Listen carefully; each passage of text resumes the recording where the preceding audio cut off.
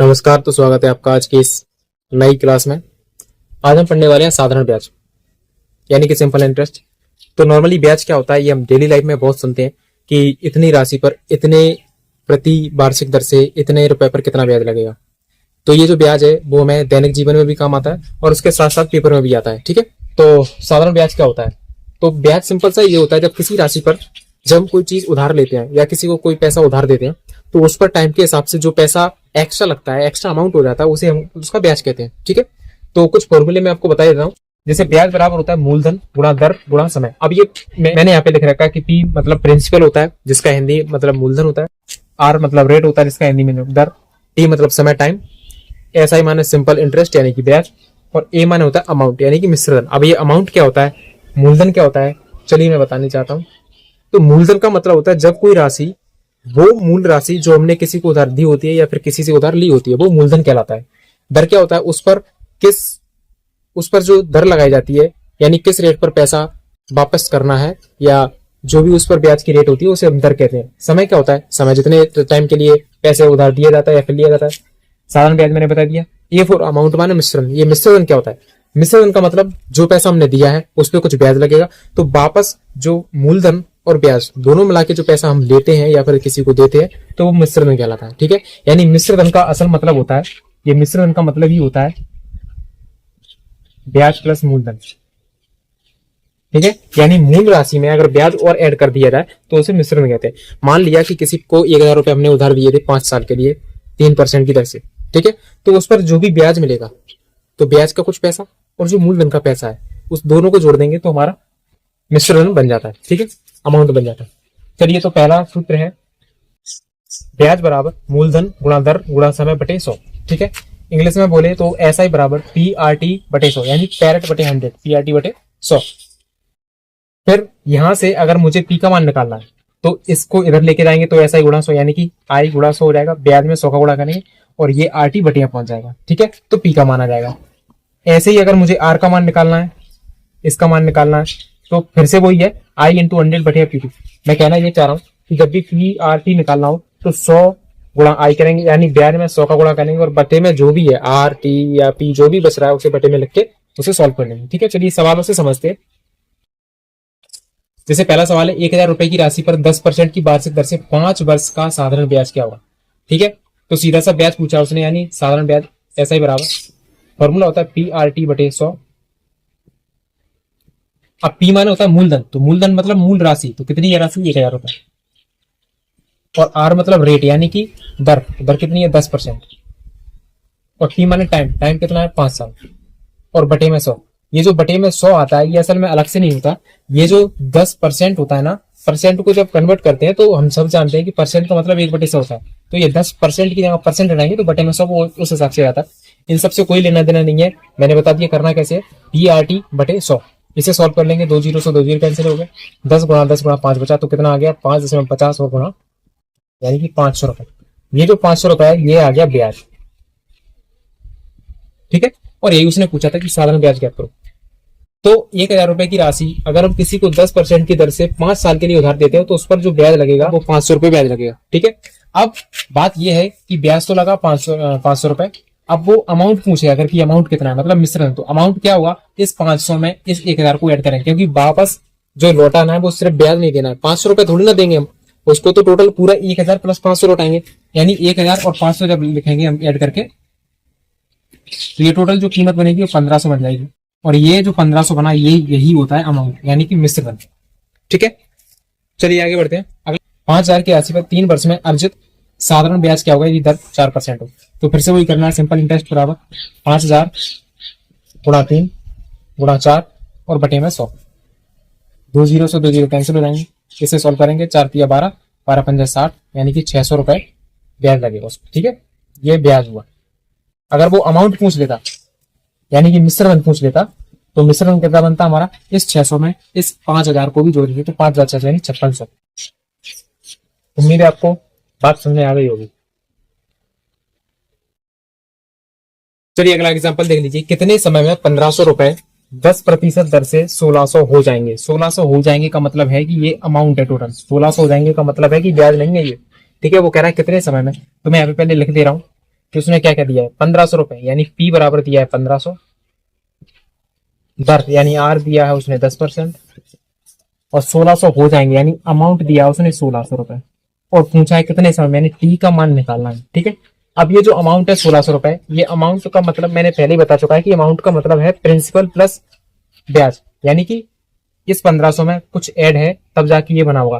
तो अगर हमें ब्याज निकालना हो, ठीक है, इससे अगर ब्याज निकालना हो तो ब्याज कैसे निकालेंगे, ये जो अमाउंट है 1600 रुपए, इसमें मूलधन भी ऐड होता है, तो हम ब्याज कैसे निकालेंगे, इसमें से अगर इसको हटा देंगे तो ब्याज आ जाएगा, मतलब 1600 में से 1500 गए तो कितने बचे 100, यानी ब्याज है वो कितना है 100। ठीक है, क्योंकि हमें ब्याज के थ्रू निकालना पड़ता है, इसलिए हमें ब्याज निकालना पहले पड़ता है। चलिए तो सॉल्व करेंगे, और मैं क्या निकालना, टाइम निकालना है, तो टाइम बराबर, मैं दो तरीके से बता रहा हूँ सिर्फ, ठीक है, इस सवाल को मैं दो तरीके से बता रहा हूँ। पहला तरीका, वही हम पहला वाला फॉर्मूला लगाएंगे, आई बराबर पी आर टी बटे 100, ठीक है, पी आर टी बटे 100, तो आई मतलब ब्याज कितना है 100, बराबर पी कितना है 1500, आर कितना है 10%, और टी कितना है नहीं मालूम, और बटे में 100। अब यहाँ पे इसे सॉल्व करने के दो तरीके हैं, पहला तो ये कि इस 100 को इधर लेके आएंगे तो 100 का गुणा 100 से हो जाएगा, ठीक है। दूसरा ये है कि इसको यहाँ पे डायरेक्ट अगर कट रहा है तो इसे काट देंगे, यानी दो जीरो से दो जीरो कैंसिल हो गया। अब यहाँ बचा 100 और यहाँ बचा 15 गुणा 10 और गुणा में टी, ठीक है। अब एक जीरो से एक जीरो और कट गया, क्लियर है। अब ये 15 बचा, ये 10 बचा, अब अगर 5 से काटेंगे तो 5 दूनी 10 और 5 दिए 15, ठीक। अब ये बचा 2 बराबर 3 टी, या करके अगर टी का मान निकालेंगे तो 3 इधर जाके बटे यहाँ पहुंच जाएगा, यानी कि 2/3 वर्ष इस सवाल का आंसर आ जाएगा, ठीक है। अगर हमें डायरेक्ट निकालना है तो मैं पहले ही बता रहा हूं डायरेक्ट हम कैसे करेंगे इसको। पहले बताया था कि इस आई में मतलब ये जो ब्याज है इसमें 100 का गुणा करेंगे, यानी कि आई इंटू 100 यानी 100 और गुणा आई यानी कि 100, और बटे में क्या, बटे में जो भी बच रहा है, जैसे ये बच रहा और ये बच रहा उसको रख देते हैं, तो क्या निकाल देगा टी। इसे सॉल्व करेंगे 0 से 0 0 0 1 0 से 0, 5 से काटेंगे 5 से 15 और 5 में 10 यानी 2/3, टी का मान आएगा 2/3 वर्ष, ठीक है। चलिए अगला सवाल देख लीजिए, आपको और जल्दी समझ में आ जाएगा। अगला सवाल कह रहा है यदि 20% दर से 4 वर्ष में किसी, तो यहाँ पे दर दिया है, मैं एक बार लिख दे रहा हूं, आर 20% है, टाइम दिया है 4 वर्ष, और 1600 ब्याज दिया है, ठीक है। वो क्या कह रहा है किसी राशि पर 1600 रुपए ब्याज लगता है, यानी आई का मान उसने 1600 दिया है, वह राशि ज्ञात करो, राशि मतलब पी ज्ञात करना है इस बार, ठीक है, पी निकालना है। तो मैंने अभी बताया था अगर ब्याज दिया है और पी पूछ रहा है या आर पूछ रहा है या टी पूछ रहा है, तो ब्याज अगर दिया है तो ब्याज में 100 का गुणा और करेंगे हम, तो 1600 गुणा 100 और बटे में जो भी बच रहा है, जो भी बच रहा है मतलब ये बच रहा है और ये बच रहा है, इसका बटे में इसको लिख देते हैं ऐसे गुणा करके, ठीक है। तो हमारा पी आ जाएगा। तो सॉल्व करेंगे तो 0 से 1 0 कटा, ठीक है। फिर 4 से काटेंगे तो 4 चौका 16 और 1 0 जाएंगे, फिर 2 से और काटेंगे तो 20 आ जाएगा, और 20 गुणा 100 जैसे ही करेंगे तो ये आ जाएगा अपना 2000 रुपए, और यही उसने पूछा था, ठीक है। तो ऐसे इन सवालों को करना है। चलिए अब सवालों पर बढ़ते हैं। तो साधारण ब्याज का हम पहला टाइप पढ़ रहे हैं, और उसमें पहला सवाल लिखा हुआ है 1440 रुपए के मूलधन पर 3 वर्षों में 8% की दर से साधारण ब्याज रुपयों में क्या होगा, और ऑप्शन दिया है 345.6, 230 दशमलव कुछ रुपए, 364 कुछ रुपए और 162 दशमलव कुछ रुपए।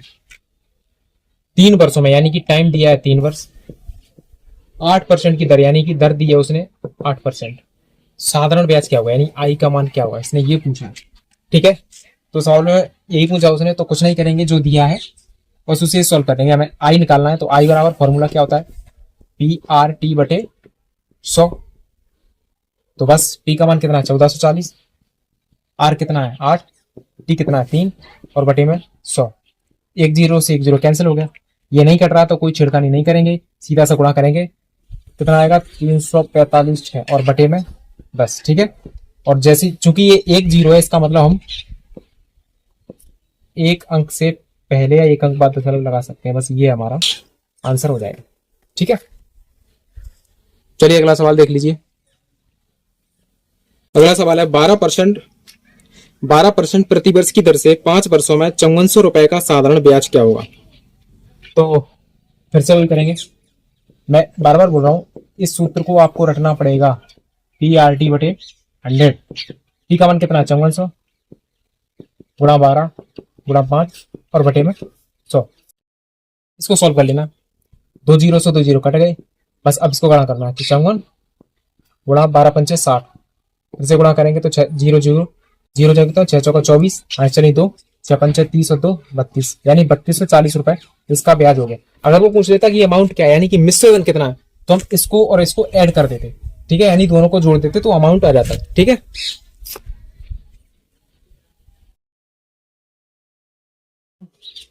चलिए अगला सवाल देख लीजिए। 66,000 रुपए का 10% की दर से 2 वर्ष 6 माह का साधारण ब्याज ज्ञात कीजिए। अब इस बार उसने 2 वर्ष 6 माह का दे दिया है, तो इन्हें कैसे करेंगे एक बार देख लीजिए।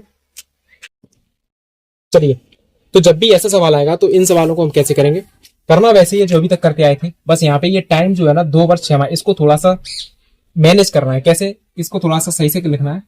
तो 2 वर्ष ज्यों की तो प्लस 6 माह, 6 माह को जो हम वर्ष में कन्वर्ट करेंगे तो 6/12 लिखते हैं हम। क्यों, क्योंकि 12 महीने का 1 साल होता है। ठीक है, तो 6 महीने मतलब होता है असल में आधा साल। 6 महीने मतलब असल में आधा साल। तो हम इनको कन्वर्ट कैसे करेंगे, जैसे 6 माह लिखा है तो 6/12 लिखेंगे, साल में कन्वर्ट करेंगे तो यानी ये वर्ष बन जाएगा ऐसे। ठीक है, अगर वो पूछ लेता है कि 4 माह तो 4/12 वर्ष हो जाता अगर वर्ष में कन्वर्ट करते तो। अगर वो पूछता है कि 3 माह कितना है तो 3/12 लिखते, ऐसे ही लिखना है। अगर वो पूछता है दो माह का कितना है तो 2/12 वर्ष। ठीक है, तो इसे सॉल्व करेंगे तो 6 कम 6, 6 दूनी 12, तो ये बना 2 प्लस 1/2। ठीक है, ऐसे जैसे सॉल्व करेंगे तो 2 दूनी 4 और 5/2 आ जाएगा, यानी कि 5/2 यानी कि 2.5 साल हो जाएगा। ठीक है, बस इसको सॉल्व कर लेना है। तो साधारण ब्याज आई बराबर क्या होता है, PRT/100। तो P कितना है 66,000, R कितना है 10% और T कितना है 5/2, तो 5/2 और बटे में कितना लिखना है 100। क्लियर, सॉल्व करेंगे 1 2 1 2, 2 से काटेंगे, 2 से 1 कट रहा है, चलिए मैं इसे काट रहा हूँ 2 से 33। ठीक है, और 1 0 वर्ग। अब इसे सॉल्व करेंगे तो 330 गुणा 10 गुणा 5, तो 5 का गुणा कर रहा हूँ इसमें 33 में, तो ये 2 0 जो की तो 5 ये 15, तो 5 ये 15 और 1 16, यानी 165,000। ये हमारा आंसर है।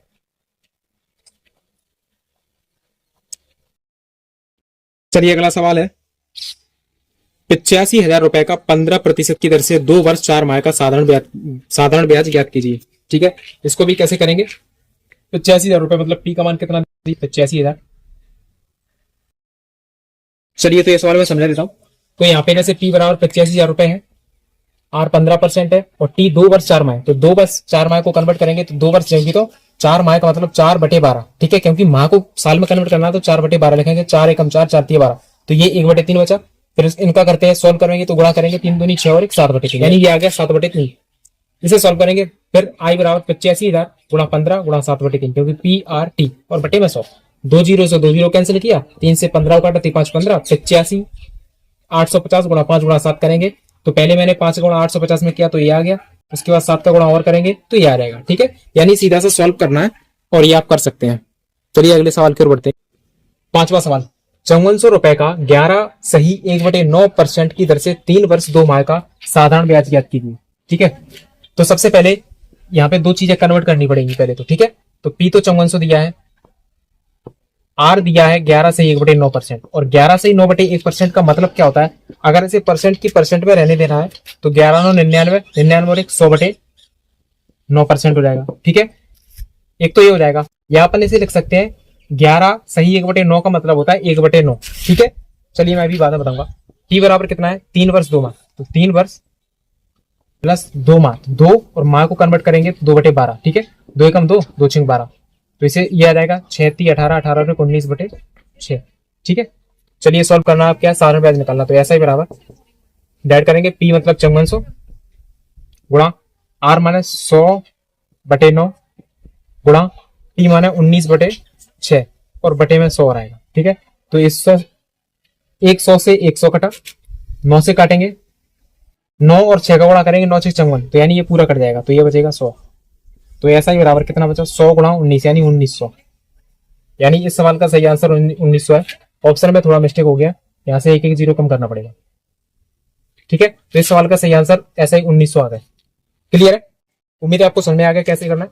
मैं ये बता रहा था कि R बराबर जैसे ये लिखा है 11 से 1/9%, तो 11 से 1/9% का मतलब होता है 1/9, यानी अगर इसको इसमें कन्वर्ट करेंगे तो 1/9 भी लिख के हम कर सकते हैं। तो यहाँ पे फिर बटे में 100 नहीं जाएंगे, लेकिन उस पर ध्यान नहीं देना है, जो मैंने बताया वो सीखना है, उस पर फोकस करना है। चलिए अगला और आखिरी सवाल, 80,000 रुपए का 20% की दर से 1 वर्ष 73 दिन, 1 वर्ष 73 दिन। इस बार दिन लिखा है, उसमें महीना लिखा था, इस बार दिन लिखा है, तो इस पे क्या करेंगे? तो ये तो अपना पी हो गया, मैं इस पे कुछ नहीं करूंगा। आर यहाँ पे कुछ भी नहीं करूंगा, यहाँ पे टी दिया है तो मैं डायरेक्ट टी लिख रहा हूँ। 1 वर्ष 73 दिन। अब ये 1 वर्ष 73 दिन है, तो इसको जैसे ही कन्वर्ट करेंगे तो 1 + 73। अब बटे में 12 नहीं लिखना है। क्यों नहीं लिखना है? क्योंकि यहाँ पे दिन लिखा है, और दिन मतलब एक साल में कितने दिन होते हैं? 365। जैसे यहाँ पे महीना लिखा था, तो एक साल में कितने महीने होते हैं? 12, तो हम बटे में 12 लिख रहे थे। यहाँ पे दिन लिखा है, मतलब एक साल में कितने दिन होते हैं? तो 365, तो बटे में 365 आएगा। ठीक है, बस ये करना है। इसे जैसे ही सॉल्व करेंगे तो 1 + 73 बटे 365, और 73 का जब पहाड़ा पढ़ते हैं तो 73 पंचे 365 होता है, मतलब 73 से ये जो 365 हो 5 बार कटेगा, तो 5 एकम 5, 5 और 6/5, यानी कि जो टाइम आ गया वो आ गया 6/5 वर्ष। बस सॉल्व कर लेना है। ऐसा ही बराबर 80,000 गुणा 20% और बटे में 6/5 और बटे में 100, और 1 2 1 2 5 से काटेंगे, 5 चौको 20, पूरा करेंगे 6 चौको 24, और 24 8 192, और 2 जीरो और, यानी हमारा जो ब्याज है वो 192 यानी कि ऑप्शन नंबर है। ठीक है, उम्मीद है आपको सारी सवाल समझ में आ गए होंगे। चलिए, तो आज की क्लास यहीं पे खत्म करते हैं। आज हमने साधारण ब्याज का टाइप फर्स्ट के सवाल लगा लिए हैं। मिलते हैं अगली क्लास में अगले सवालों के साथ। तब तक के लिए अपना ध्यान रखें, पढ़ाई करते रहें। धन्यवाद।